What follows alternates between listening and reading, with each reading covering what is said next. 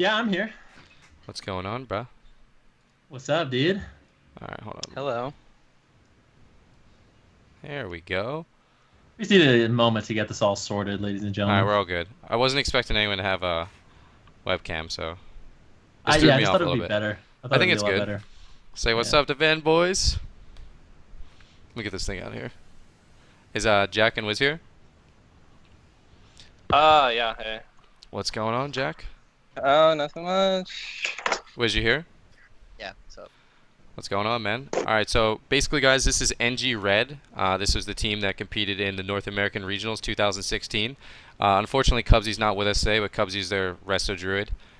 Pretty good one, if that. So, why don't you guys take a second to introduce yourself so everyone can, kind of get accustomed to your voice since we're not using webcam. Everyone can know like who you are when you're speaking.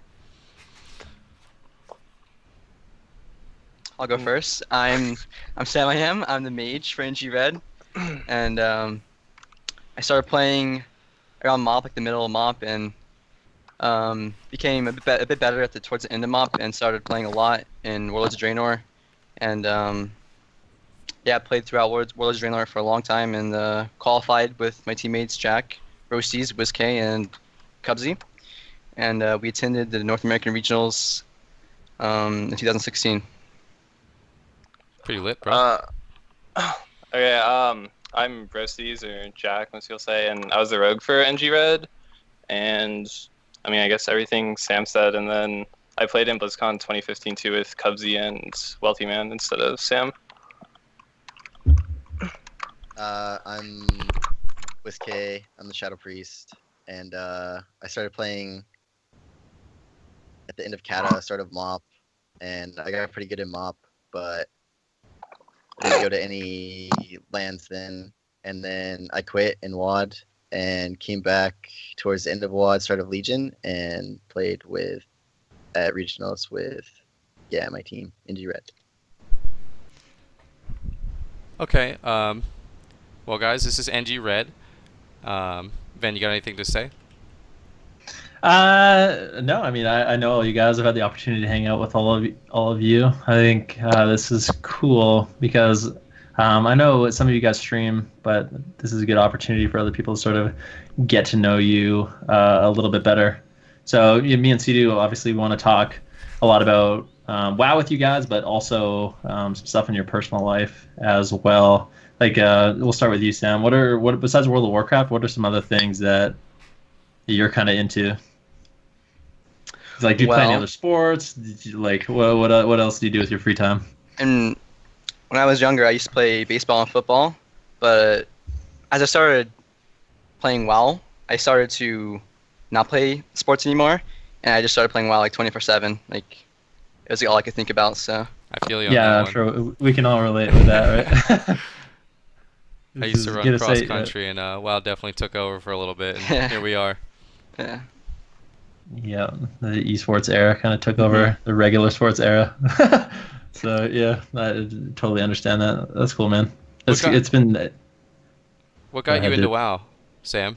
It was actually one of my friends from middle school. He got me into WoW. We were like in the same cul-de-sac, and I would like watch him play WoW all day on his level 70 rogue, and I wanted to play too, and so I got it, and then I had like a really bad computer. I was like playing on the floor, and I never got max level until like Cataclysm, but yeah, I used to watch it play all the time, and I used to think it was the coolest game ever. What about you, Jack? Well, I started playing in like fifth grade or something, and it's because my best friend played, and I kind of just played whatever game he played, and I just I played it like not that much, and then I got hurt really bad when I was playing sports, and I couldn't play sports anymore. I had to have like knee surgery and stuff, and so that's kind of when I started playing WoW like 24/7, and didn't really do anything else. Man, WoW just takes over the sports life. It's pretty Yeah. funny. How about you, Wiz? I started playing, like, the very first time I played was in vanilla because my dad showed it to me, actually, because he played. And then I didn't play for a while until, like, Kata and stuff. But I guess when I got really good in MOP, I just kind of, like, stopped doing, like, track, and, like, it's kind of the same as them. Like, all the time, because it was, like, I don't know. It was just sick. It seems like a recurring theme where WoW kind of just took over all of our lives, but I'm sure most of us, yeah, it's like that for a lot of us. So you guys, I mean, you guys said you've all pretty much were playing sports when you were younger. Like when you first started playing WoW, did you know like, oh man, I want to like get into this for esports, or was it just like you played, you liked the game, and then like eventually it became to that competitive point? You want to go Sorry, first? go ahead. You go ahead. You go ahead. So I actually just played to play with my friend because my best friend he played, and he was actually on a role playing server. I didn't even know what PvP was until like Cataclysm, you know. So I was just in it just for leveling and raiding and all of that, and I didn't even get into PvP until like the end of Cataclysm. So.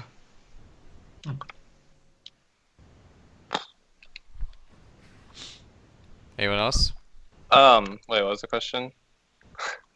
Yeah, I think let's anytime we ask a question, Cdew, let's direct it at someone and make it a little bit easier. Okay, that makes sense. Yeah. What was the question again? Oh yeah, I was asking like when you first started playing WoW, Roasty, was it like you knew you wanted to be competitive at this game? Were you always competitive in games, or was it just like, oh, I like WoW, I just want to play it? Like you like leveling and. Yeah. When I first started, I only really PvE'd because I hadn't really played PvP. And then my friend, like my best friend, was really good at PvP in Kata. It was like 400 or something. And so I always wanted to try and play with him. And I wasn't really that high rated. So I just like tried really hard to get better and kind of went up like 100 or 200 rating like every season. And then eventually just started like getting really good and thought I could compete in tournaments and stuff. What about you, Wiz? Did you get into the game knowing you wanted to be competitive at it, or did you kind of just play casually? Nah, because I PvE'd at first, so I just kind of played casually and wasn't like I wasn't really super competitive at anything until I got like randomly high rated one time in WoW, and it just like all of a sudden I had like this super like I was competitive with like everything after that. I don't know. It was weird. I feel like that's pretty normal. Like normally when you first get into WoW, you're really interested in the raiding side and the top PvPers at least, and then you slowly kind of move your way into the competitive scene and you really enjoy it. A question I have for you guys, I'll start with you, Sam, is why Mage? What made you start with Mage? Was it always your main, or did you kind of just move into it maybe after people were kind of whooping you on it, or how do you feel? No, actually, I started with a hunter.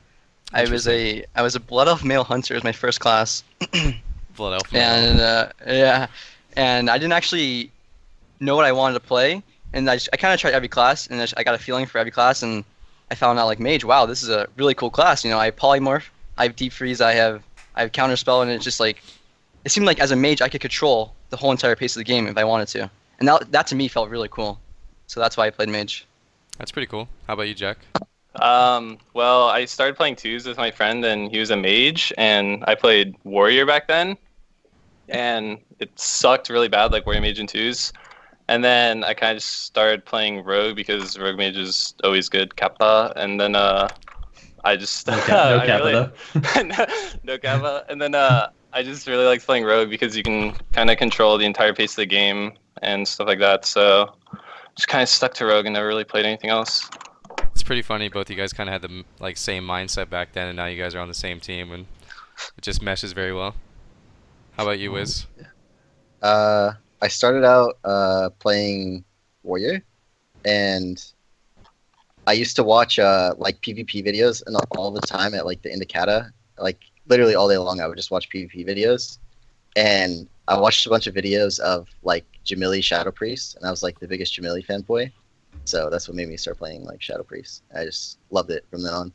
That was actually another question I was going to ask for you guys. When you were starting to get into the competitive scene, I always feel like someone had that idol growing up, and yours was your idol Jamili to like kind of inspire you to play Shadow Priest?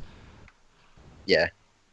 How about you, Sam? Did you have like a mage idol that you looked up to kind of like maybe learn from and, inspire you a little bit? Well, I mean, Vin never made any PvP videos, but definitely like Vin was definitely my idol as a mage.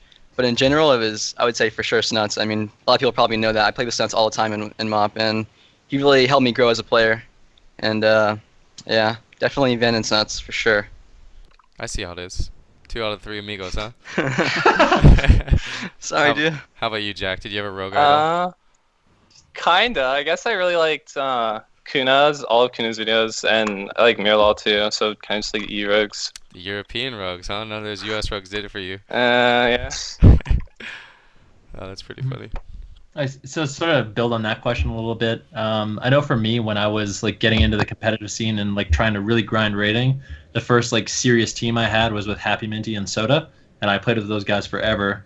What was like the comp and like the players that sort of got you into the scene and you started climbing rating with? I know Sam, you started playing with Snuts a lot, right? Yeah, I played with Snuts pretty much all the time when I was pretty bad, and we would play with like whatever healer he had, and we would just play all day, like 12 p.m. to whatever time he stopped the stream at, and then we'd play at night as well sometimes. And I just did that for like probably 6 months in MOP, and I just progressively gotten better and better, and that's where I am now. So. A question before we go on to Jack and Wiz. A question for that I have for you, Sam, is a lot of people actually have trouble finding partners. How did you manage to get Snuts to play with you? Because I'm sure almost every single person in here would love for like a professional play with him. You know, even Snuts, for example. What did you do to get him to want to play with you? Were you just super motivated, or? You just have to ask. Like, if you really want to play with like a really good player and they have no idea who you are, if you're persistent in asking them, you know, eventually if they're bored enough, maybe they'll be like, hey, yeah, let's play. And since he eventually just played with me, and then after we played like a few sessions, he thought I was actually decent in the game, and we just started playing a lot more. So that's pretty awesome. If you really want to play with someone, you can, like, for example, if you're a viewer, a lot of streamers do like viewer games, stuff like that, and you can like do twos with like a streamer if you want. And if they see that you're actually a good player, then they might play threes with you, and and that's how you can play with people that are better than you. How about you, Jack? So how I got partners, or how I like got into the scene, or like both? Maybe a little of both. Like, what was the comp that you played that was like your defining moment where you started to like really kind of put things together and build your... Okay, so season 13 was my first Glad season, and that's when there's still BGs, and I kind of like begged this hunter that was on my server. I always wanted to play with him since Kata, and he never wanted to play with me because I was bad, but I kept asking him, kind of what Sam did with Snuts, and he finally played with me in season 13, and we played Dougcleave with a Mistweaver monk, and his name was Silent, and the monk was Ryan Plusic, and we ended up getting Glad in Tyrannical season, and I switched to KT, or not to KT, to Tyke from KT, and then when they merged BGs, and that's when I met Wizk, and we started playing RPS a lot, and I got rank 1 that season as RPS the next season, and then that's kind of when I knew that I was pretty good. Was that your first season as rank 1? Yeah, season 14 was my first rank 1 season, and then season 13 was the first Glad. That's pretty cool. And you guys got it together, and you're on the same team now. That's pretty awesome that you guys kind of stuck together. You probably have like really good synergy built after all these years. Yeah, I've been playing with Connors forever. Was that the same kind of like defining moment for you as well, Wiz? Like playing RPS with Jack, or do you feel like you kind of had it before then? Before that, I played with I don't know if you remember who Pigboy is, the mage. Oh wow, but he's old school. Yeah, I played with him and some paladin named Troy, and we actually we randomly just like played together. I don't even remember how I started playing with him. I think I knew Troy from before, and he like randomly invited me. We played with Pigboy, and we actually did really well. We were like one of the highest rated teams early mob, and we beat Jamili, Peekaboo, and Starship's RMD. And then Jaw like added me after that, after we beat them, and that's how I started playing with Jaw. And then after that, I just like met a bunch of people from playing with him. That's just kind of how I got into it. That's very cool. So you kind of got to the top, and you met people at the top, and built relationships off that. Yeah.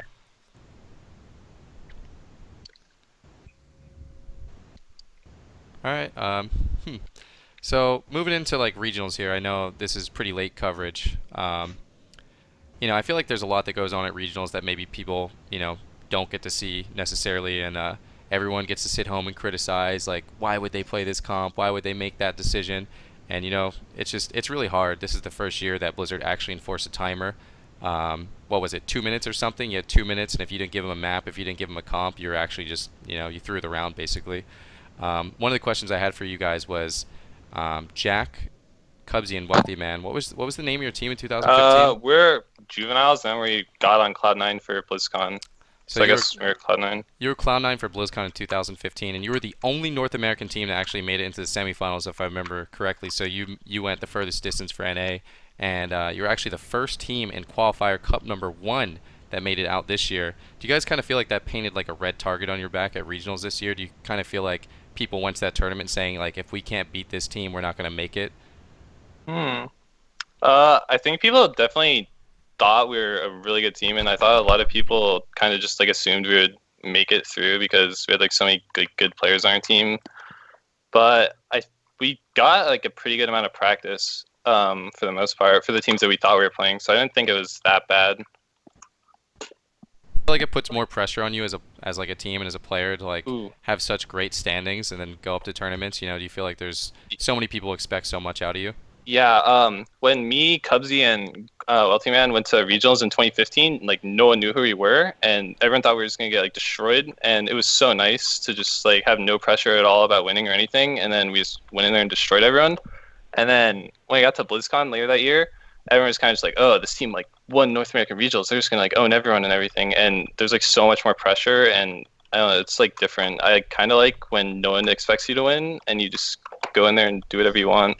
Yeah, because you end up having nothing to lose. I was actually going to ask you that exact question. It's interesting. So, yeah, back in, 2015, you guys kind of just steamrolled. And it was really impressive. I mean, you guys destroyed. I was going to ask you, like, did a lot of people talk about, like, LAN jitters? When you go to a LAN, you don't have add-ons. The setup's a little different. Maybe your chair's all weird. Like, I know that affects a lot of players. But when you go and you hear about that stuff and then you just kind of destroy everyone, like, were you kind of feeling invincible after that original regionals?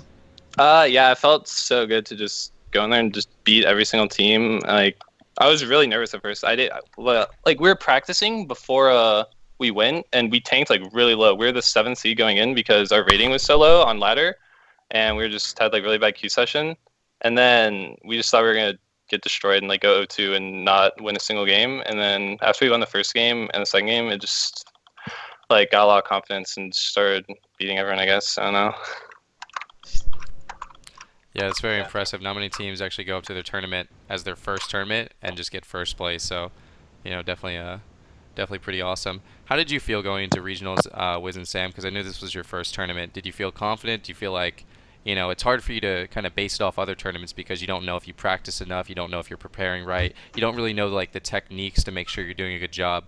So how did you feel going into the North American regionals this year? Start with you, Sam.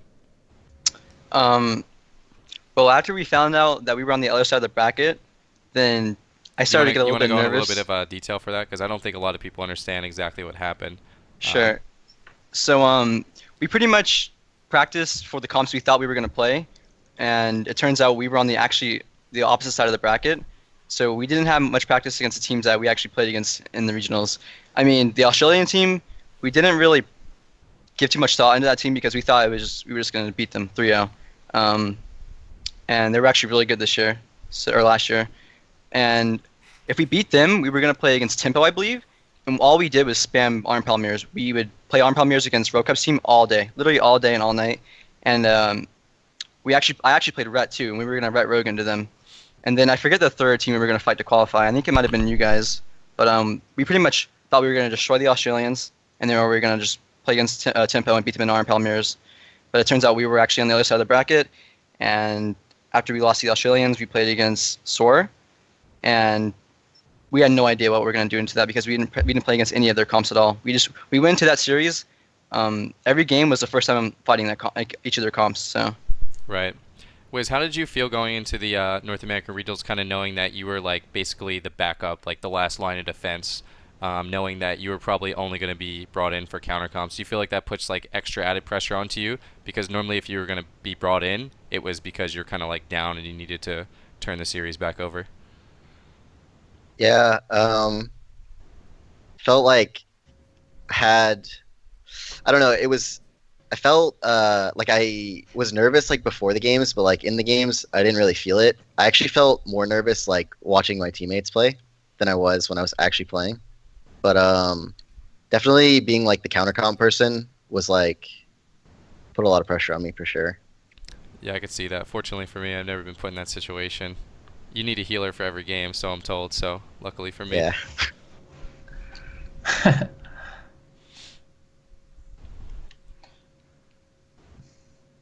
So let's talk about the first series you guys had here for going into Gronks. Obviously, you guys knew they had a Ret Paladin on their team. Do you think that was something that they were maybe bluffing? Since a lot of people in chat probably don't know this, Gronks actually ran a Ret Paladin, but what you may not know is they literally just picked it up at the tournament. They didn't actually practice it at all before the tournament. They played it there for only a couple hours. Do you think it was kind of maybe stubborn or bashful to cue assassination into that, or did you think you could just kind of overcome the new inexperienced Ret Paladin with how good you guys are at RMD, and you guys are good at RMD? We'll start with you, Wiz. How did you feel about that? Did you feel like it was a good comp for them to play assassination? Did you take part in that decision? Were you confident with that decision? Yeah, we talked about it before, and I think kind of our thinking behind it was, like, we knew the guy on Gronks made the Ret Paladin, like, literally he made it like 3 hours or 2 hours before we had to leave the night before. Mm-hmm. So our thinking was, there's no way he's going to show up and like play that on LAN. Like, he has 2 hours played on it. There's no way. Definitely and a very ballsy move. So I think that's why we chose to queue Assassin. And like another thing was, one of their main comps was Owl Play, like Boomkin Shadow Priest. And I had actually played that on ladder with Mitch and Asburn Absturge. And we'd queued into a lot of sub RMD or like sub Rogue Mage, and it was like the easiest games ever. So I like, my input on like choosing what to play against Gronks was that we shouldn't play sub RMD, because if they choose Owl Play, it's like they're gonna win that. Yeah, that and we thought definitely that makes a might lot have of been sense. their blind pick, because that was one of the comps they played the most. I think that was actually their main comp, and they were good at it. No one expected the Australian team to be good going into this tournament. Historically speaking, like, they kind of haven't been, and they showed up. They were definitely there. Yeah. Yeah. Another kind of random thing I want to talk about is like the actual like environment at the North American regionals. A lot of people don't see, but every team has 4 computers, and it's literally the 8 teams sitting back there and practicing over and over and over, and teams sort of build alliances with one another. And they also like, certain teams will certainly help other teams beat you. So against the Australian teams, I mean, Jamili just messaged me and said that he trained the Australian teams to beat you guys in that series. Like, how do you think that? Do you think that actually matters a lot in those games? I don't think the Australians would have played Ret if he probably wouldn't have said something. I feel like the Australian teams weren't playing Ret, and then I think Rin's team was randomly started playing Ret too. Like, the other Brazilian team started playing Ret, and they were having really close games versus Rebcov's team. And then Rin was just like, "Hey, you guys should play Ret. This is really easy." And then there's like, "Oh, okay." And then they just made a Ret Paladin. I don't think if anyone said anything to them, they wouldn't have played Ret Paladin. There's like no way. I'm pretty sure they only played Ret Paladin because other teams told them to.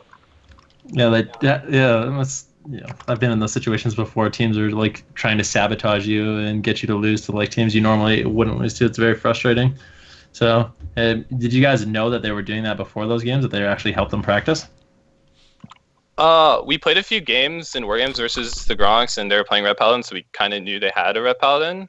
And then we only wanted to give them a few games of practice, and then we kind of just sat there and tried to decide what to do, because Ret Paladin adds a whole entire another layer of like annoyance into choosing your blind pick comp. Yeah, absolutely. It's hard, especially that early on in expansion, when some classes are just tuned so strongly that it doesn't matter that they have an hour or 2 practice. It's still just so difficult. The counter comp's too hard to sort of overcome. Like, it's almost like the entire meta, yeah. Yeah. How do you guys feel about it? Like, it seemed like when I was sitting there, obviously I commentated the tournament, and I was watching all these teams practice, including you guys, and it seemed like it was ever evolving. What, like, people were figuring out like hours or like 30 minutes before their matches, like what comps they wanted to run into RMD or into Ret Pally. I mean, obviously it adds a lot of additional stress when you can't even be certain what comps your teams are going to run. It's something that hasn't really happened in tournaments before. Usually you know exactly what people are going to be running, and I think the 4th person, especially in a new expansion, even messes that up even more. So I guess I don't know what my question is. It's just a weird situation that myself in tournaments had never really ended up in. So to be like a new player in a tournament like that must be like much more stressful as well. Yeah, I think it's really difficult to get to a tournament and not really understand what you're going to do. I know for one, like myself and my team, we knew what comps we had available, but we didn't quite know what comps we wanted to play, and it kind of unraveled. And it kind of touched on the point that Ven had, something I like to call LAN politics, where you guys don't understand what goes on at LANs. Like, people are shady, people are sketchy. Like, I don't think you guys know, but it's not like every single team has their own individual practice room. It's just computers behind you and in front of you. And if I want to see what the team's doing behind me, I go like this. If I want to see what the team's doing to next to me, I go like that. And you can see exactly what comp people are playing. You can see what comps are playing against. One of the questions I had for you is, since obviously you guys were one of those high target teams at the tournament, you know that you're the first team out of the Cup #1. Did you have strong alliances forged there, or do you kind of feel like a lot of the teams were kind of gunning to get you and maybe starving you of practice? I'll start with you, Wiz. Did you feel like you had a lot of enemies there, or maybe not enemies, but people that didn't really want to help you? Well, I think like a big problem was we had like an idea of the way the bracket was going to be, and so we practiced and like kind of formed alliances with like certain teams that like to practice for what we thought was going to be in our bracket, and in doing that kind of made enemies with the people like weren't going to be in our bracket because we didn't want to practice against them, so because we weren't going to fight them. And then it ended up being swapped, so all of the people we had to play against were the ones that we kind of made enemies with, so they didn't, and that kind of sucked. How did you feel at the tournament, Sam? Like, playing at a LAN event is so much different than playing from your home. Did you kind of almost feel like you weren't like as comfortable at the LAN, or maybe you didn't get as comfortable as you could have been if you didn't, or if you had more teams kind of like allied up with you that wanted to spam more games? In terms of my setup, I was very uncomfortable. I think playing at a LAN and compared to playing at your house, it's completely different. You're on a different desk, you're in a different chair. I was actually on different monitors too. The monitor I have now in my house is 27 inches, and the monitor at the LAN was 24 inches. So I don't know how much that actually affected my gameplay, but it was something different, right? And it was just really uncomfortable being there because like every matchup we went into, it was my first time playing those matchups. Like it was all of our first times playing those matchups, and like usually when you go into a tournament, you play that matchup hundreds of times, like on ladder. Yeah. And for us, it was literally we thought against Soar, we blind picked God Comp into Turbo. And we thought that's what we wanted. We wanted to play God Comp into Turbo because we thought it would just steamroll it. We thought we would just destroy Turbo as God Comp. So you actually thought you won the blind pick. Yeah, like and that was our mind game. That was our first time playing that matchup, and we thought we were just gonna beat it as God Comp, and it turns out we just lost in like a minute or something. So. Yeah, when you're in like those high pressure situations, you're at a LAN. I mean, that was your first LAN tournament, right, Sam? Mm-hmm. Yeah. Yeah, I mean, you played in countless online tournaments, but I feel like every online tournament you played in, you knew exactly what you were doing. Like, you knew what comp you're running, who you're playing against. You played that matchup hundreds of times. So being at a LAN and also being super uncomfy with like not even knowing exactly what strategies you want to do, what's the best target, it just makes it that much more sort of difficult to perform. Mm-hmm. I know it's even, there's an additional stress too because there's so few LAN tournaments a year that it's like, okay, I got to regionals, and then it kind of like when you guys lost so quickly, it's ultra frustrating because you basically have to wait an entire year to get back into that situation. Mm-hmm. Yeah. It also doesn't give you time to like kind of warm up at LANs, and there's the first tournament, there's so much on the line. It's hit or miss from the first tournament. It makes it really difficult. Question I had for you, Jack, is obviously you had a couple new players on your team. Did you have confidence in them like going to the LAN, and you were going to be, you expected them to perform as well as they do online? And how did you feel at the LAN tournament? Do you kind of feel like you're over those jitters and you kind of feel like you're a veteran now?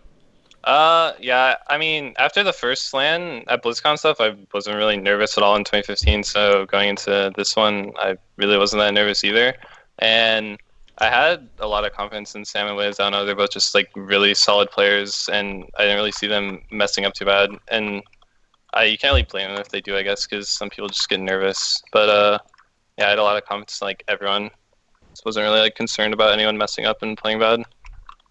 That's very good. You got to have confidence in your partners. You got to be really confident. You can't not pick a comp because you think maybe someone's going to make a mistake or something. But it's good to know you had confidence in your team. And ultimately, even with the results of the tournament, I don't think I could say that you guys played bad. You lost 2 blind picks and you ended up losing the series 3-2. And every game you guys fought hard. It just kind of feels like you got counterpicked. And the question I want to ask you is, how do you feel about that format, knowing that you essentially lost the series just because you kind of lost the dice roll at the start? And if you don't like the format, do you think there's a better option? I don't really think there's a better option, really. I mean, maybe you could limit the amount of comps every team can run, because especially with Legion, how easy the game is, like people can run infinite amount of comps. But I don't really think there's another solution except for that. And then wait, what was the other half of the question? I just like forgot. It was like You just asking if you like the format, system, and yeah. oh, do I like the system? Yeah, I mean it's fine, I guess. Like I guess it's lame getting counter comped every time you lose, but that's why you have to have a really good blind pick comp, like a comp that can just beat every single comp in the game. And then yeah, the only way they could maybe fix it is limiting the amount of comps every team can play. What do you feel about? Yeah, back in like the MLG days, it used to not be like that. It was blind pick every game, but you didn't have like an advantage. Like if you lost, you didn't have that advantage of choosing the map as well as the composition. It was literally just blind pick every single game. Like, do you think that is a solution that might be better? Because then it's not so dicey on just like the first map if you get outpicked, where you're kind of just there's a good chance you're gonna lose game 3 and game 5 as well if it goes to that spot. Mm-hmm. Yeah, I'm just wondering, like, Sam, do you think that would be good if it was a blind pick every single series or every single game in the series? Well, I think in Legion, in like a Pune expansion, where every good player can play like a certain comp just for like a certain matchup, right? For example, if I wanted to play Red against Arm Pal, I didn't have to be good at Red. If I played that matchup 100 times, then I would eventually be good at it, right? And every good player will be able to do that in tournaments. So I think in Legion, I think a good format that we should test is definitely 3-man rosters with limited comps, because, like I said, in Legion, you can every good player can multi-class. I think back then you didn't see many people playing multiple different comps. I assume, right? Like in the MLGs, every team had like their 1 or 2 comps, right? And that's why. Yeah, exactly. It was a lot harder, and so I think that's why that format worked a lot better back then, because even though it was a different map, it was a blind pick map every game, you still knew what comp they were gonna play, right? And now it's not like that at all. It was only the handful of teams that had a 4-man roster, and I think those teams were only Ven and ourselves, and those games were actually pretty frustrating, if I admit myself. You know, it was who would constantly win the roles. We had Rock that countered Scissors, and he had Paper that countered Rock, and it just went back and forth, and it was actually pretty frustrating. I personally like the system more now, but I also like the days where you knew what you were going up against, you knew what you're practicing for, and just people kind of stuck to one comp. It's an interesting theory to say that, and maybe limit the amount of comps and people have to lock in the comps before the tournament, because that would actually make practicing so much easier. It's really difficult to know. For example, Splice, I think they played 50 comps or something. How is a team supposed to practice against a team like that among other teams? It's like they could have been the whole tournament. They could have filled every single slot at that tournament and been a different comp. So. Play devil's advocate a little bit, though. I feel like if a team can do that, if like 3 players can play every comp in the game and play it at a high level, like, don't you think that should be an advantage that they get? Like, limiting the comps to me doesn't really make much sense in terms of like from a competitive standpoint. If they're gonna put the time in, I think it's very fair that they should be rewarded, and also maybe they'd also spread themselves a little too thin. Yeah. So it's like there's positives and negatives for it, but I think like limiting the comps, unless you limit it to like 10 comps or something like that, and even then, like how would it even work? Like how would the format work? Would they have to like tell everyone what comps they're running before the tournament? Because a lot of the time these teams are like practicing secret compositions and like bringing them in at the last minute for like a counter comp, like. So I'm not sure how it would actually work if they did do that. Yeah. I don't know how it would work, but I mean, like, it just feels really. It feels really lame. Where, like, I could play Red Paladin for like an hour, and I can beat Red Kubzy and Pally, where they've been practicing that comp for months and months, right? It doesn't feel rewarding. It doesn't feel good. It doesn't feel skillful at all in that manner. But I mean, that's not a problem with the format, though. That's just the problem with how ridiculous Pure Heart was. Yeah, but when you add in, if Spice could play 15 comps, right? They don't have to be excellent in all the classes. They can just be decent at the classes, and they can still win the matchups because it's a hard counter or whatever, right? Yeah. So you just think that the game needs to be tuned a little bit better? I guess, yeah. Anyone else have anything to say about it? Like about the format or anything? I think like playing in the tournament where like playing in regionals with 4-man rosters, it like so much more thought was like. Or like so much more of winning a series depended on like blind pick and then playing in the like I played in a GCD recently with Jack and Carlos, and it was 3-man rosters, and it just felt like you had so much more of an idea of like what was going to happen, like going into a matchup against somebody. Like you knew the certain like couple of comps they had, which I guess is different because like Splice or whatever had like 15 comps and they were a 3-man roster. But for most people, like having a 3-man roster limits you to like maybe 3 or 4 comps, and it makes it just like it just felt like a lot better, like the 3-man roster format. So you like 3-man roster much better than the 4-man roster?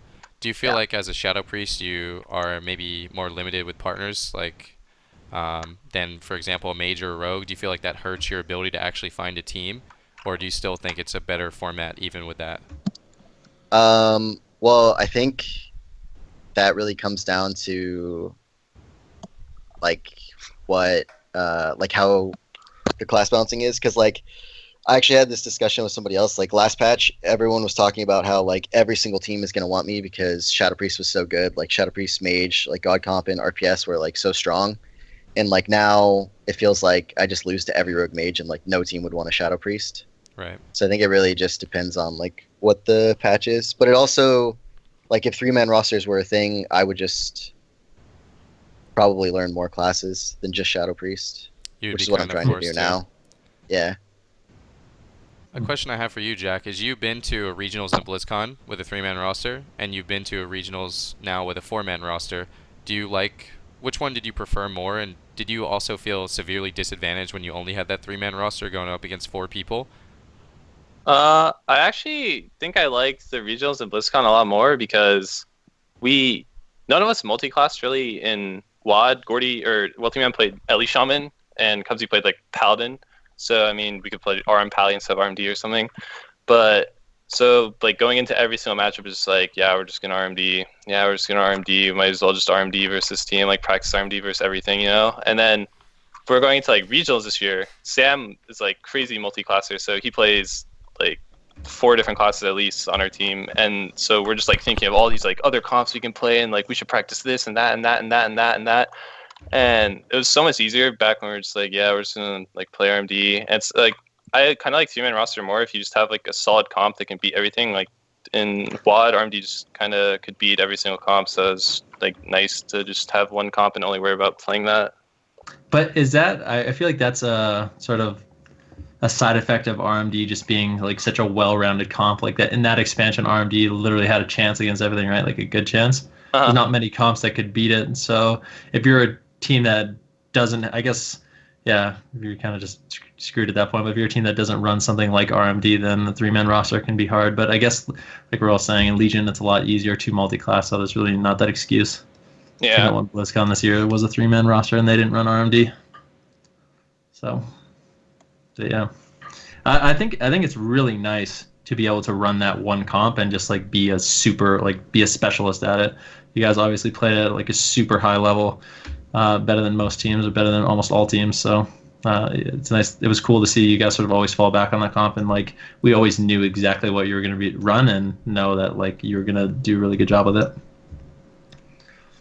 Yeah, I definitely have to say, I think I like 3-man rosters more after competing with 3 players and 4 players. I just feel like that 4th player adds like an additional amount of stress, makes decision making a lot harder for both your team and the team you're playing against. Are they going to run this? Should we pull in this guy? I have to say I think 3-man rosters are a lot less stressful, and that extra element not being added makes kind of it easier to practice and go up against. But it just doesn't feel like the game's in the same spot where back when we used to play all the time in tournaments and LANs, those 3 players had one comp, and it always felt like you had a chance versus everything.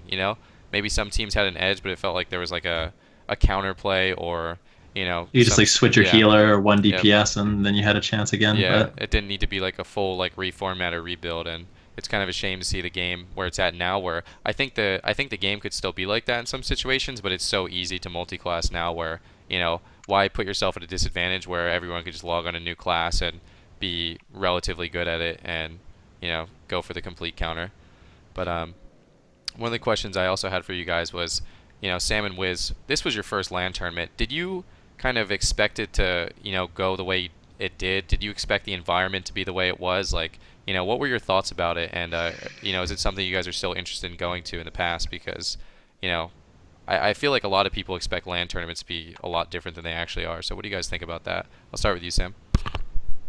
I was definitely uncomfortable at the LAN. It was, like I said, it's a completely different environment, so it definitely had like an effect on my gameplay. And we weren't prepared for the comps that we played against, so that added like additional stress onto it, and so maybe made you play a lot worse, I would say. And I'm definitely interested. I learned a lot from the last LAN, and I definitely won't make the same mistakes next time. So I definitely want to keep going to more LAN tournaments. I think that's really important. Every tournament you go to, it always feels like there's a lesson to be learned or Mhm. something like that. And if you're taking positive experiences out of that, it's really good. How about you, Wiz? I feel like I went into like this LAN with more confidence than I should have had. That makes sense. Like I had so much confidence that I was overconfident, and I learned that to like just not be overconfident, and I'm really excited for next LAN because I feel like losing the way we did, it really pushed me to become a better player. I started playing a lot after regionals because I wanted to improve a lot, and I'm really excited for next time there's a LAN. We'll definitely be going to or trying to go to it. Yeah, it's a very humbling experience. You know, I've definitely gone to tournaments before and, you know, maybe not place as well as I wanted to. Underestimated some people, you know, maybe went in overconfident. The Australian team, you know, I have to say our team didn't really practice against them either. We didn't even do any research, and they went there and they were ready to play. And I think, honestly, if we didn't wargame those guys, I think the same thing could have happened to us. We wargamed them so much, and I remember, you know, not really trying because one of the things I learned at LAN tournaments is never trust the war games. You don't know if the other teams are trying or not. You don't know what's going to happen, and I've actually been baited into queuing bad comps at tournaments. Ven knows all about this. We actually queued UA into him at ChinaCon when Demo was the most overpowered thing ever, and we didn't know that they were playing no Skype and they weren't using interrupts. They were just trolling, and we're like, man, UA is so good. We queue up against them and we queue UA, and they actually start using buttons, and then they literally just dismantled us. So one of the things I learned at LAN tournaments is, you know, don't trust the war games. You don't really want to play against people that you're not, you know, super confident in that they have your best interest in mind. And so when we were playing against the Australians, I was trying to do that, and then they were kind of spanking us, and we had to try really hard to beat them. So you got to be really careful at tournaments. So it's pretty funny. Some of the things that people don't know at tournaments is, you know, in the practice area, we're not comfortable. We're sitting in fold-out chairs. You know, my butt's probably numb after the first 15 minutes. It's so much different than when you're at your house. So it's definitely an experience, but, you know, maybe not the best one. How did you guys feel about, like, all the players that you got to meet? You know, did you enjoy the social aspect of it? What were your thoughts on that? Jack, obviously you've been to a tournament before, but you probably still got to meet some new people. Did you have a good time meeting the new people there?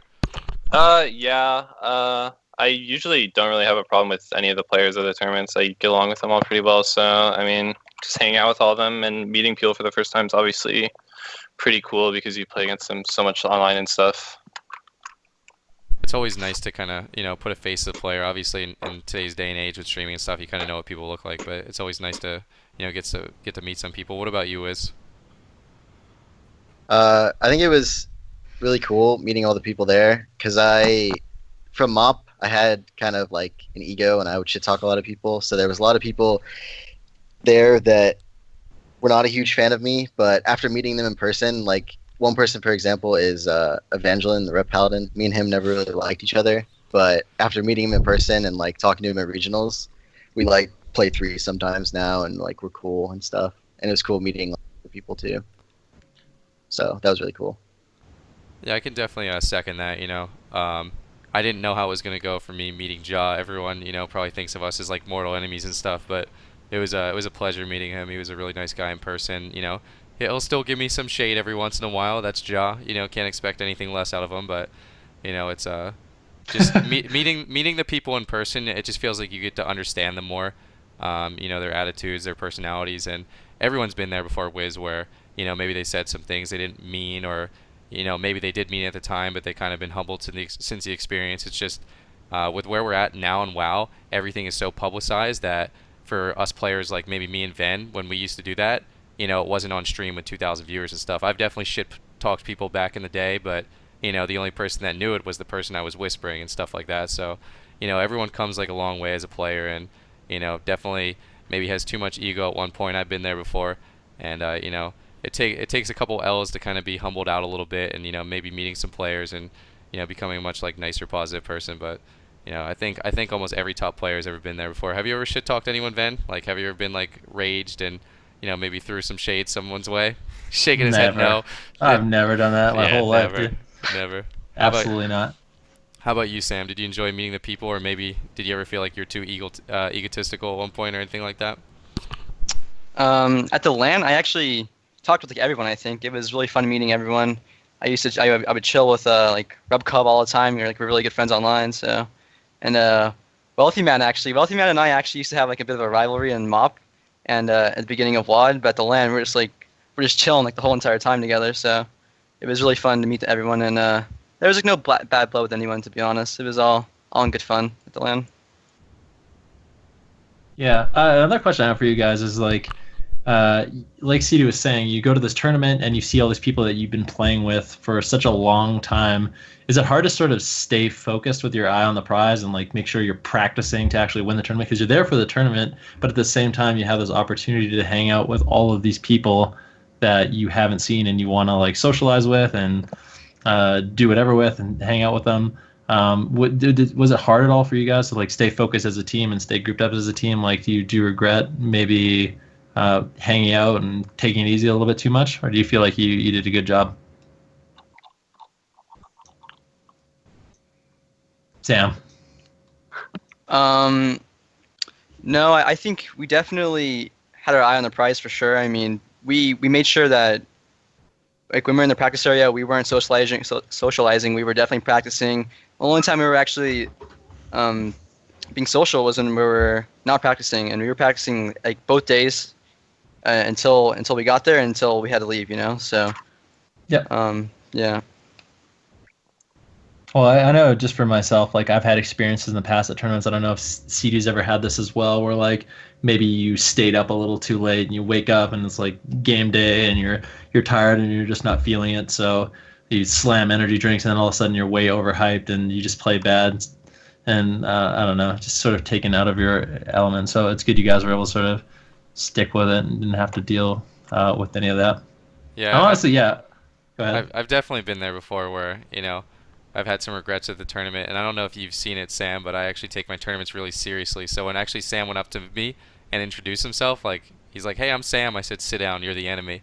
I take my tournaments very seriously. I try not to ever get distracted and stuff. People go out and have a couple drinks on an off night or something. I normally just stay in my room and think about stuff to do because you work so hard for it all year. Maybe I'm a little too crazy about it, but did that kind of come like as a shock to you, Sam, or did you think I was maybe being an asshole or something?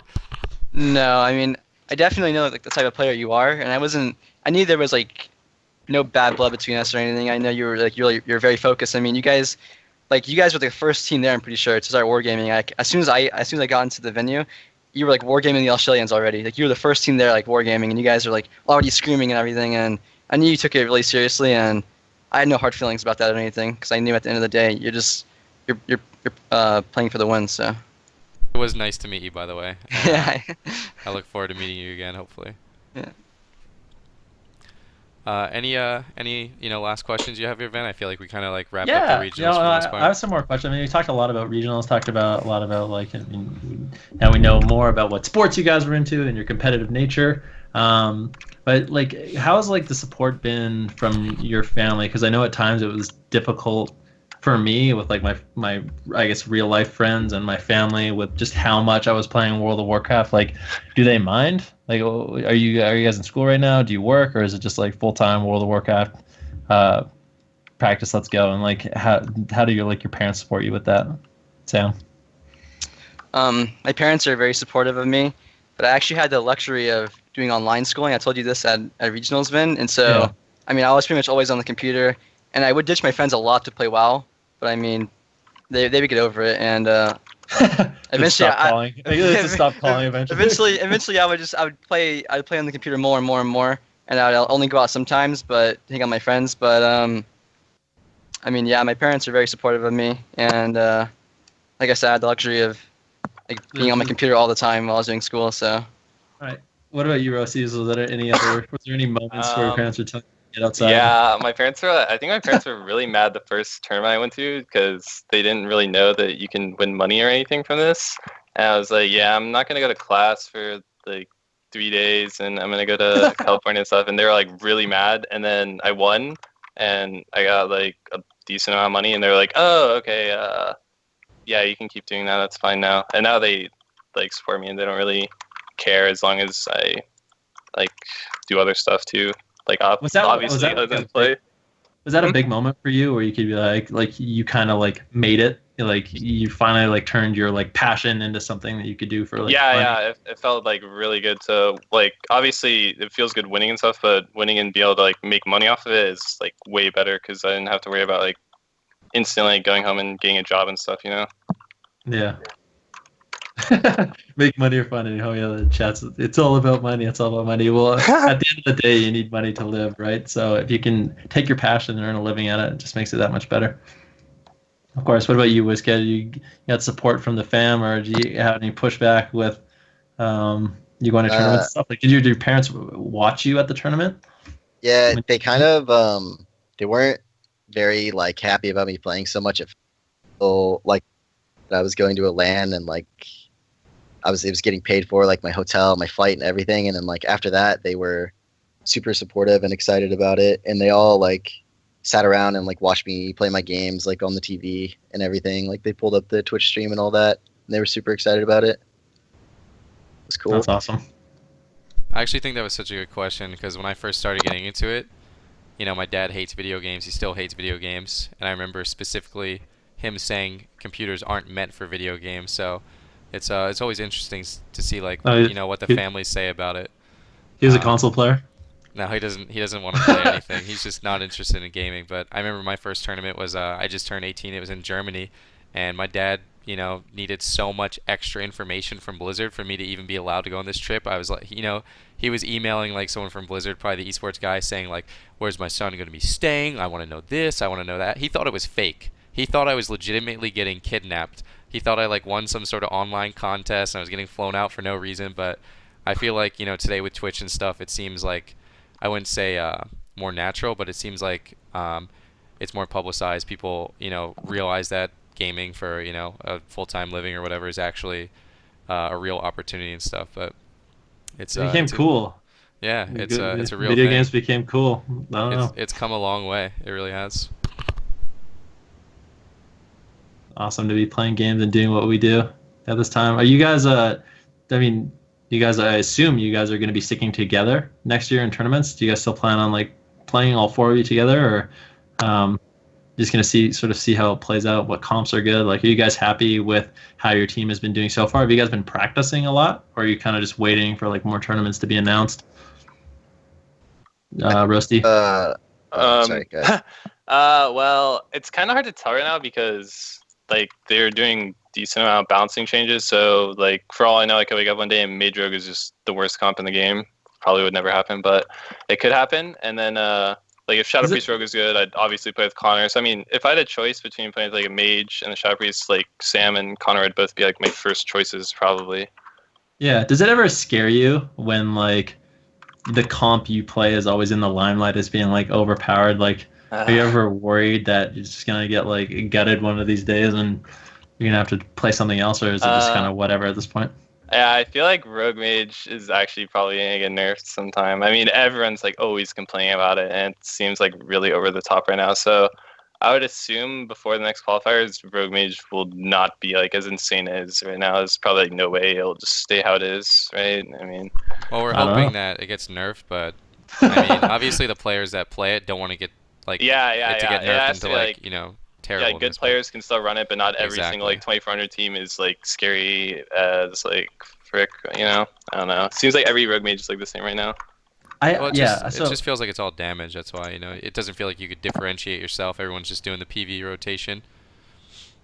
Yeah, so another question I kind of had for you guys, on sort of elaborate on that a little bit more. Like, what are like some changes? I know for me, like I always think about like the changes they could make to Mage to make it not overpowered anymore, but also not really shitty. Like, is there anything they could do to Rogues, you think, assassination Yeah. to just like make it still a fun specialization, but not as sort of silly as it is right now? I think the assassination shouldn't have blinds if it has like this insane damage in Mortal Strike and all this like burst cooldowns and stuff. And I think 30% MS is like way over the top too, on top of like all the damage they do and having all this other stuff.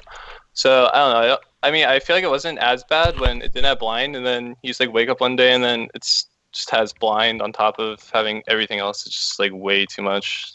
Do you Fair prefer enough. that assassination and more utility with less damage, or more damage and Yeah. less utility? I think it's like better for the game if there's more buttons. So I obviously wish assassination would still have blind, but like how assassination is right now, like it can't have blind. It's too like broken. So I guess they'd have to like tone down damage or something. Yeah. When I actually saw that change, I was happy. Like I was like, you know what? I feel like assassination should have blind. It's just kind of one of like those iconic rogue CC abilities that have been there forever. And you know, I'm kind of eating those words today, but I still feel like for the game, it's good for it to have. What do you feel about Yeah. like Shadow Priest Wiz, the spot that they're in, and you know maybe some of the changes they can make to, you know, make them ideal but not overpowered and not underpowered? I actually like the spot Shadow Priest is in right now. Whenever I play like this patch and I play against anything that's not Rogue Mage, it feels really solid. The amount of utility you have and the amount of things you can do seems very balanced with like mind control and master control and silence and all that and fear. But in my opinion, I just think that it gets countered too hard by Rogue Mage, and that's the only reason that it's not performing that well right now. Shadow Priest, at least. Fair enough. I think a lot of people are having that problem. What Yeah. about you, Sam? How do you feel about mages right now? And you know, what do you think are some changes they can make to tone them down, but you know, still keep that skill cap high? Because mages have kind of always been known to have the high skill cap. Well, this patch, I actually haven't played any Frost or Arcane at all. I've only played Fire. I really enjoy Fire this expansion, so I don't know what they could do to Frost or Arcane, but as for Fire, I think they could actually tone down the intellect just a little bit, maybe like a 5% or 10% nerf, because I think the amount of instant damage Fire Mages do is too much. It's absurd, honestly. You shouldn't be able to do that much instant damage, I think, as a Fire Mage, because there's not any really counterplay to instant damage, right? So I think like a slight intellect nerf would be good for Fire Mage. I can see that. One of the problems I have with mages at the start of the expansion, as a healer, I think one of the most frustrating things for me to deal with was the blink casting sheeps. It just kind of felt like my positioning wasn't as relevant anymore. And Yeah. at the start of the expansion, you know, I complained about it a little bit. You know, I may be, you know, known for complaining just a tiny bit every now and then. And you know, I kind of said, you know what, you know, they're giving up 2 blocks for blink cast sheep, which is giving up defensive for offensive. But then Blizzard kind of, you know, took that away by giving them 2 blocks and giving them cauterize for fire. So I kind of feel like maybe that was a mistake, making them too strong defensively while having that blink sheep. Do you think that's a problem right now? I definitely think Cauterize is really good right now for Fire Mage. It's insanely good because it's like an auto bubble in a way, because you don't actually have to block until you're actually dead, right? Until they hit you 1% HP. So, and a lot of times like they actually won't do that. So maybe they could nerf Cauterize somehow. I'm not actually sure how they can nerf it, but I think Cauterize nerf would definitely be good right now for mages. I think it's always fun when there's like that counterplay of like, oh, like you know those moments where you're fighting a ret in previous expansion, you're fighting a mage and like you're faking to do a lot of damage, or you know that they wasted their block and they didn't need to do it at all, like because you really didn't have that much going on for you. I think that sort of counterplay needs to be brought back to the game. Like I really don't like auto bubble. I don't like cauterize for fire mages because I just think those moments of like not being able to block or not getting out bubble and that decision making is like really important for WoW arena specifically. I think it's really interesting for those classes. But yeah. One question I had for you guys. Sorry, go ahead, Ben. Oh, go ahead, man. One question I had for you guys is, with Legion, it kind of feels like, you know, some classes were designed really well, and some classes maybe were gutted a little bit too much, and it feels like some of the core mechanics were removed. And I'll start with you, Wiz. How do you feel about Shadow Priest personally this expansion, as opposed to other expansions? Do you feel like Blizzard did a good job, you know, designing and balancing and making Shadow Priest this expansion, or is there some things that you really miss from previous expansions that you feel like you don't have anymore? I really liked in Mop having life, I feel like that was such a cool ability, and you could do so many things with it. And then another thing, actually, within this expansion that they just recently took away,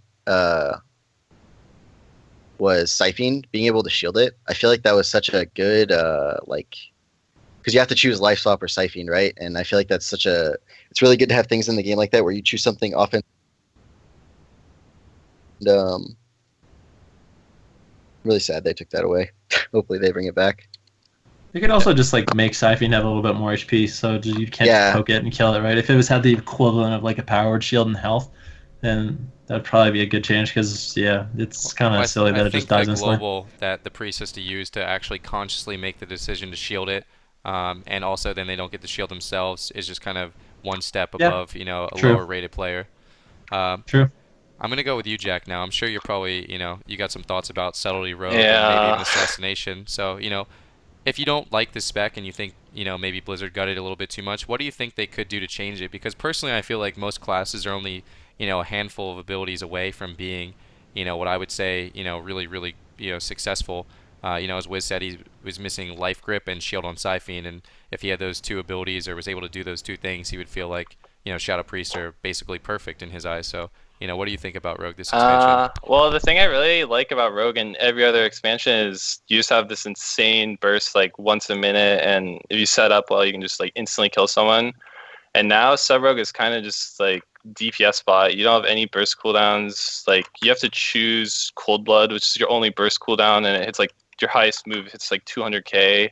So it's just way different than other expansions. Like I wish they would do some like insane Abyss buff and like tone down other damage or something from Sub, because it's like kind of weird going from like one-shotting people and like setting up stuff to like being damage bot. I don't really like it. I don't know. They could like nerf Shadow Strike somehow, so you don't have this insane mobility, and like maybe buff like Abyss damage or something, just so you actually can do damage other than just sit there and like slowly kill someone the entire game. Maybe something that like remove the mobility for Shadow Strike and in return for damage on your main ability. Because I think Subtlety's biggest strength right now is the mobility. So maybe make that trade off, and it'd be a good spot. I would like definitely trade like Shadow Striking every global for more damage, because it feels like most of the time you're not even going anywhere with your Shadow Strike, because people can't really run that much anyway, unless it's like a mage or something. With that being said, do you feel like there's any like core abilities that you are feeling like it's detrimental for you not to have as Subtlety Rogue? I know Smoke Bomb is now talented right now. Do you kind of feel like that was maybe a mistake? I kind of like giving up.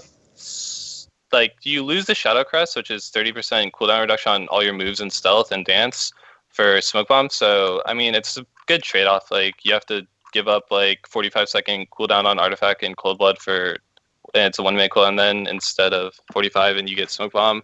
So it's like sacrificing damage for, like, I guess it's more it's like sacrificing one offensive thing for another. I kind of like it. I don't know. It's not that big of a deal. I think they could bring back maybe, I don't know about Garrod. Garrod would probably be too insane, but maybe Gouge or something. Like one of the two moves. Maybe Disarm even. Like Disarm, Gouge, Garrod, they're all just gone. So it feels like those were put on the same tree, maybe. Make you choose between the CC instead of having all three. Yeah, I'd like that. That's an interesting Seems idea. like now when you need to peel, if you have to use your stun yards to peel, then you just can't do anything else, because all you have is cheap shot now.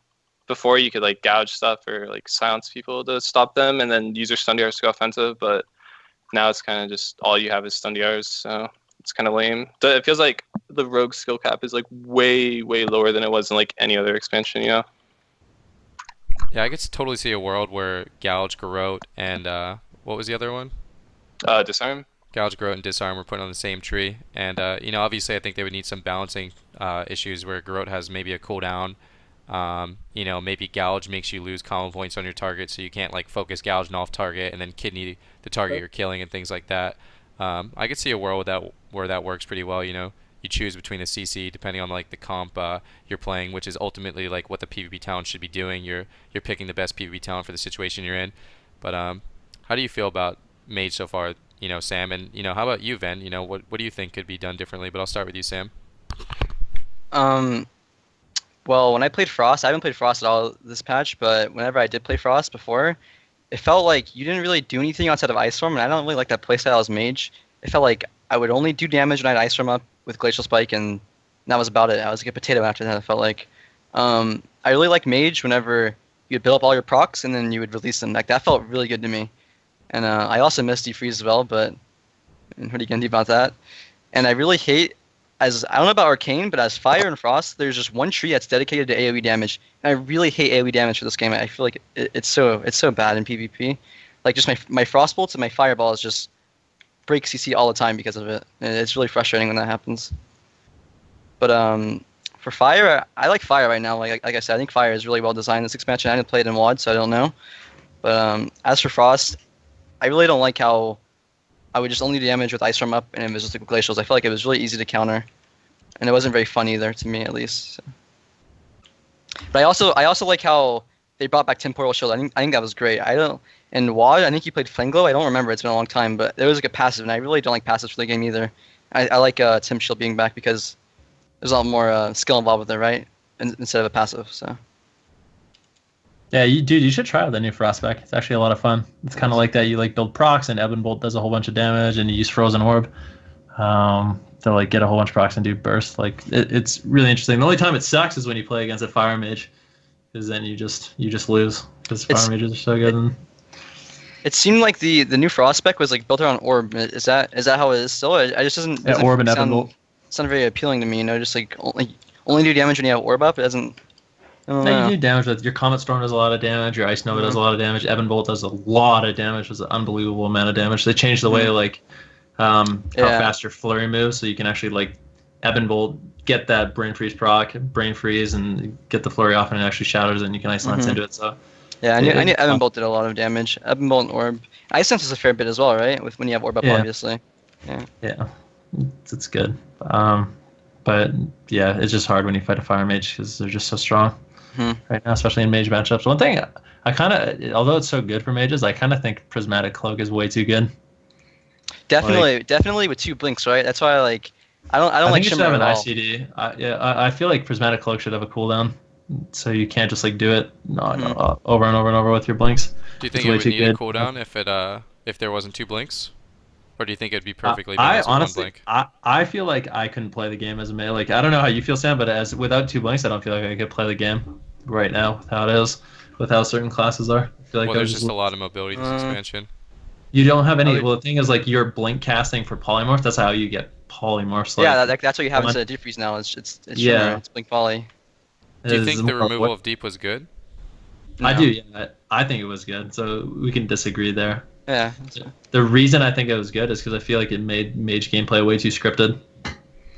Yeah, but I mean, Blizzard also did. They made it scripted with the ability itself, right? When it breaks on damage, how else are you supposed to use defreeze? When it breaks on like your core damaging abilities, like they kind of made mages have to do that. I agree. I don't know about healers, but I feel like healers prefer defreeze rather than blink casting poly. Maybe I'm wrong. Maybe that's just me. But I disagree. I disagree. I don't think any healer prefers that. To be honest with you. Yeah, I absolutely disagree. There's still some counterplay to the blink sheeps, and I also think it makes it more interesting for both players. You know, you could take advantage of a healer's positioning with a good blink, or you could try and exploit a blink from a mage, and you know maybe swap to him because of it. But the deep gameplay was really uninteresting for me. Another thing I dislike about Frost right now is I feel like the no pet build is like really good right now. And I really like having a pet as Frost. I feel like that was really cool. But I mean, it's just you fought him right now to play with no pet because you have more damage all the time. How do you feel about that, Vin? I really don't like the no pet gameplay, but maybe you do. I like pets, but I think a big problem with the pet and a big reason why a lot of people don't play it, I know specifically for me, is healing right now is so intensive that a healer does not have like random AoE damage happens all the time depending on what you fight. Like every class has a shitload of AoE, so your pet, unless it has like perfect positioning the whole game, and even if it does have perfect positioning, you have no self healing for it whatsoever, like you used to, and it just dies randomly, and that's just another thing that taxes your healer's mana and time when it's already like every global matters so much for them to keep you up. So having a pet just sucks. Yeah, I guess that's mage talk for now. Do you have any more questions, Cdew? I feel like I had one, but I needed a second to think about it. I mean, just kind of in a closing question is, a lot of people watching the stream may, want to be in the position that we're in or that you guys are in. They may be a gladiator or rank 1 and they maybe want to, push to try and get to the competitive scene.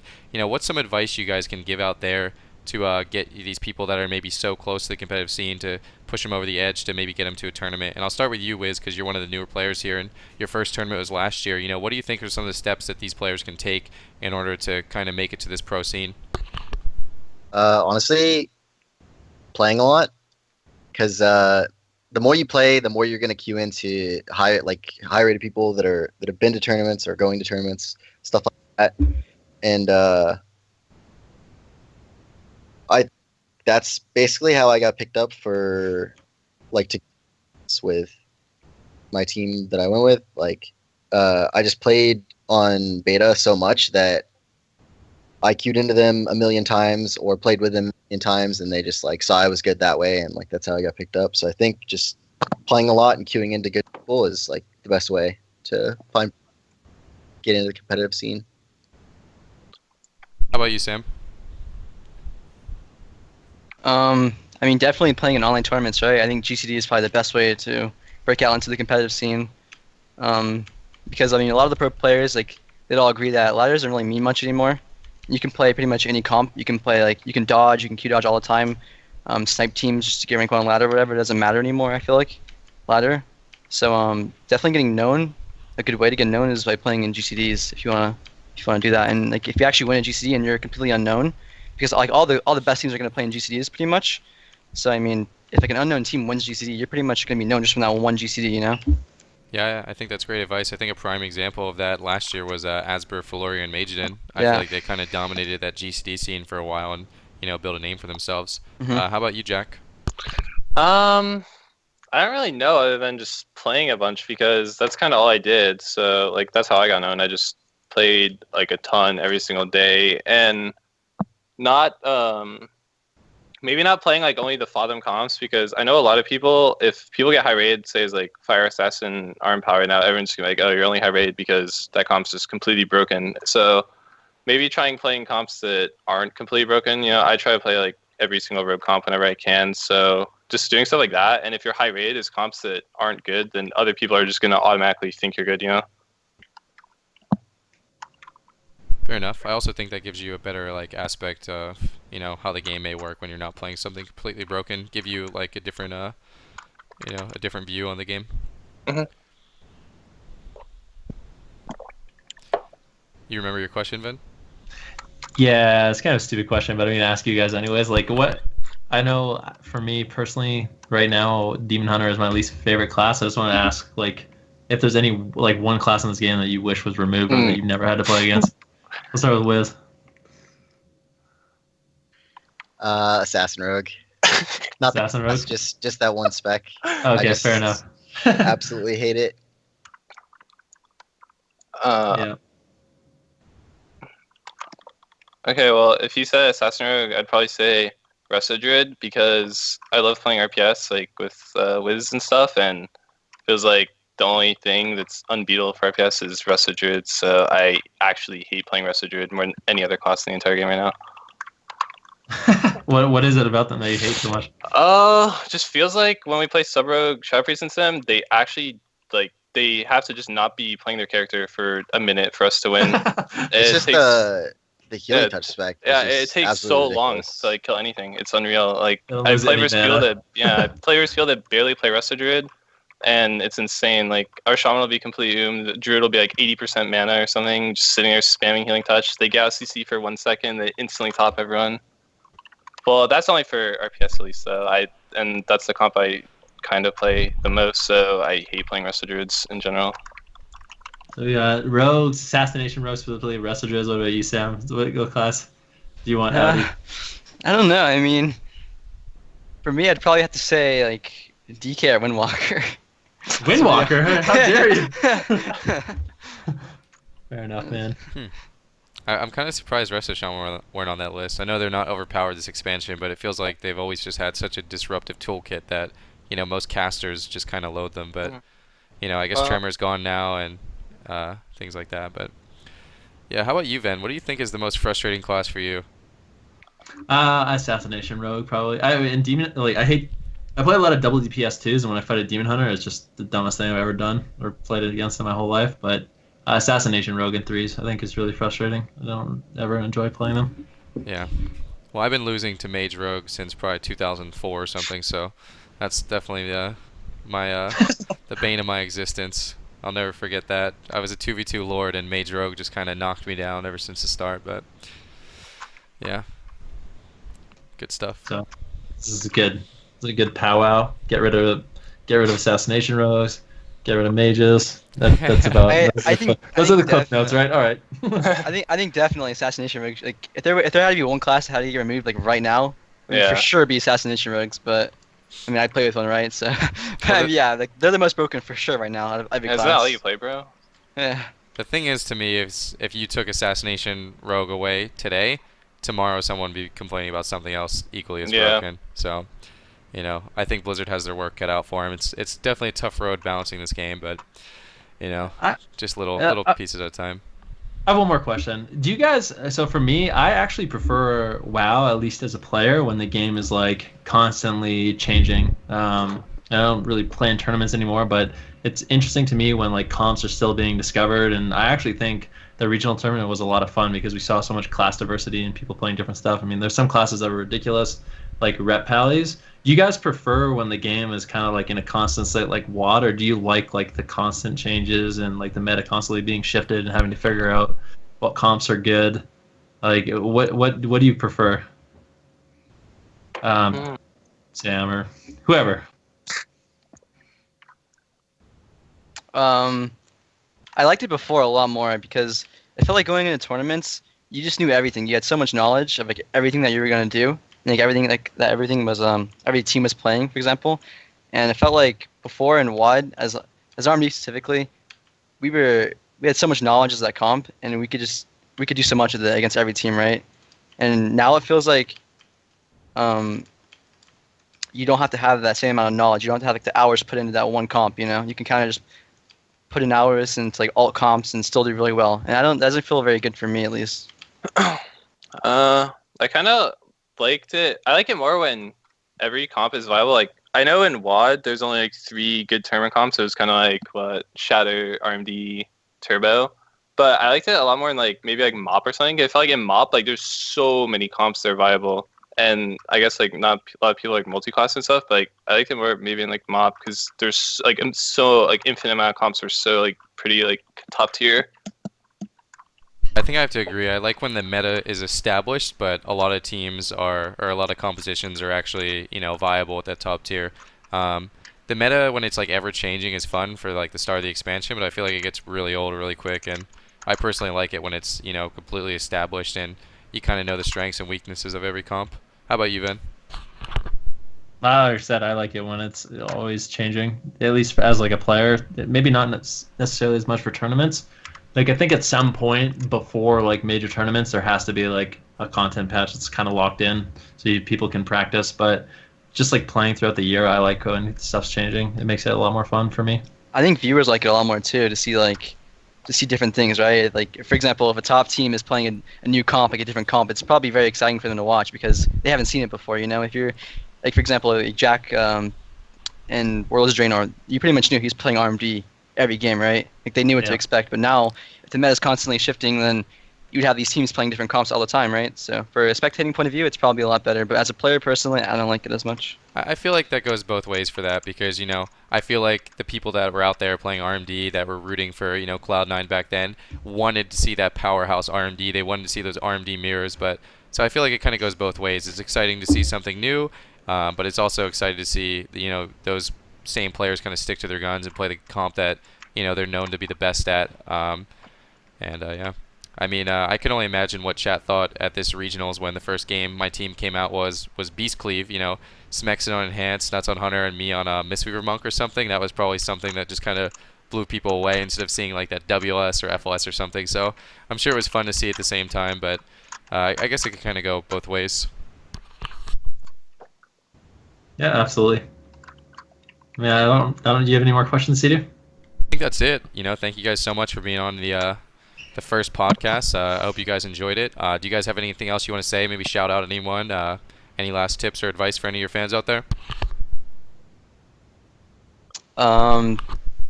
Thanks for watching my stream. You know, if you watch my stream for my mage or whatever. Thanks for all the Feel free follows to on shout out Twitter. your stream you know. too, by the way. Twitch.tv/SamIam. You know, if you want to follow, I really appreciate that. And thanks for inviting me. It's really been a fun time, guys. Well, I thought it would be good for people to know kind of like what happened at regionals, and you know, there's kind of more than just like they went there, they lost. You know, the counter comps that happened, the mind games that happened. You know, you guys not really being in your element, out of your like home environment and stuff. Because you guys are a fantastic team. You guys continue to prove you're a fantastic team. You're still doing really well on the ladder. And I think you guys got a lot of fans out there that maybe just haven't been able to reach you, or haven't been able to pick your brain with what actually happened at that tournament specifically. So I think it's good to kind of connect you with what audience I do have and stuff, and try and make WoW esports as a whole bigger. Can I actually give out one more shout out? Absolutely. So I'd like to shout out the best mage actually, Space Dolphin. He's by far the best mage in my opinion, and I think he deserves to be known by the players. So. Well, there you go, Space Dolphin. You're the best. How about you, Jack? Any last words? I definitely love to shout out my friends, the Sturge and Rub Cub, great friends of mine, also very good PvPers. And thank you for having me on the podcast. Thanks for coming. How about you, Wiz? Any last words? Yeah. Shout out to Seth Curry, the best Windwalker monk to ever live. And thanks for having me. Hey, not a problem. Ven, thank you so much for helping me host this thing. It was a pleasure. That was fun, man. I guess interviewing these guys with you. Hopefully we get some more of this in the future. But I guess that wraps it up for now, guys. Once again, I appreciate you guys coming out. If you guys want to follow their Twitches or their Twitters, they're right there on the screen. And I guess that's basically going to wrap it up. Well, take care, guys. See you on the ladder. Peace. Yeah. He's That's it.